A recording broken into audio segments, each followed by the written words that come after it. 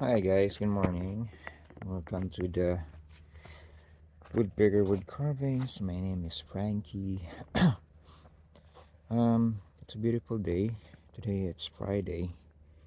Yesterday I wrapped out a project which is I was thinking yesterday to make some kind of a nice piece for this upcoming my first demo for chainsaw carving here in Charlotte County, Fall, New Brunswick, and St. Stephen. So I was thinking something other than that, something that I made a lot small pieces, but I'm gonna make bigger piece, a little bit bigger piece.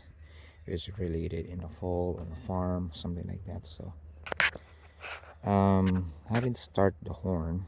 I'm gonna start the horn today, but yesterday I just joined it together with some couple of logs 4-inch thick for the horn. So it's gonna be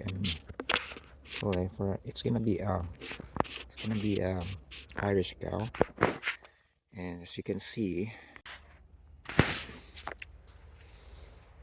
I just joined it yesterday, and I'm gonna start carving on that horn and put some few details. This is a hardwood. The head is a hardwood, so it's maple. What's given to me from a friend. So I already shaped the nose, the hair. I was thinking to put another eyes here, but I want to make it a kind of funky style. Eyes, I carved eyes. There's two horns. It's gonna be nice piece. It's gonna be like, I think it's going to be on a wall bracket, wall mount style, and probably I'm gonna stain that natural stain cedar, and I'm hoping I'm gonna finish it today. It's a beautiful day, nice clouds, sunshine in the morning, no wind, a lot of stuff. I got my chainsaw MS-162 sharp. Well, this, I think this is the next generation from MS-170, because they said that they're not gonna build any more 170.